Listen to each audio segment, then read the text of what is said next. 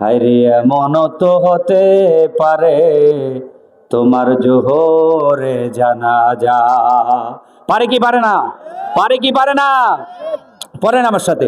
কেমন করে ঘুমাও তুমি, কেমন করে ঘুমাও তুমি, ফজর করে কাজা। হায়রে এমন তো হতে পারে তোমার জোহরে জানাজা। হায়রে এমন তো হতে পারে তোমার জোহরে জানাজা। মুসলিম হয় না জন্ম নিলেই মুসলমানের ঘরে, কাফির মুমিন তফাৎ হয় সালাতের ভিতরে। হায়রে সালাতের ভিতরে। কথা বলেন ঠিক কিনা? মুসলমানের ঘরে জন্ম নিলেই কি মুসলমান হওয়া যায়? যায় না। মুসলমানিত্ব হচ্ছে আমলের দ্বারা প্রমাণ করতে হবে যে আমি মুসলমান। কথা বলেন ঠিক কিনা? নামে মুসলমান বহুত আছে, কিন্তু আমাদেরকে কাজে মুসলমান হতে হবে। কথা বলেন প্রিয় ভাইরা, ঠিক কিনা? ফজরের নামাজ কাজা করে ঘুমিয়ে থাকবো? ঘুমিয়ে থাকবো? এরকম যেন না হয় প্রিয় ভাইরা। ভয় করি আল্লাহ তাআলাকে। আপনি যে ঘুমিয়ে রইলেন, ঘুমের মধ্যেও মরণ হয়ে যেতে পারে। কথা বলেন ঠিক কিনা?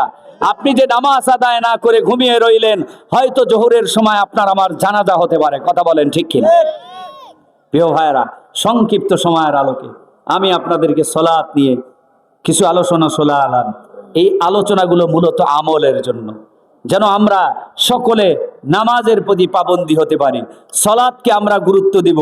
আমরা জীবনের সবচেয়ে বেশি গুরুত্ব দিব নামাজকে।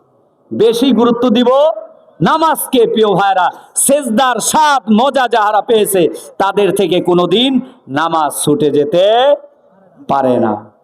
নামাজ আদায় করবেন তো? 5 ওয়াক্ত সালাত আদায় করবেন তো?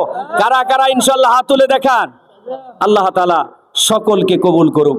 আল্লাহ পাক রব্বুল আলামিন আমাদের এই শুরু থেকে সংক্ষিপ্ত সময়ের আলোকে যে কথাগুলো বললাম সালাতের গুরুত্ব নিয়ে, আমি সহ আমাদের সকলকে উক্ত বিষয়ের উপরে আমল করার মতো তৌফিক আল্লাহ তাআলা আমাদেরকে দান করুক। ওমা তৌফিক ইল্লা বিল্লাহ। আখিরুদ দাওয়ানা আনিল হামদুলিল্লাহি রাব্বিল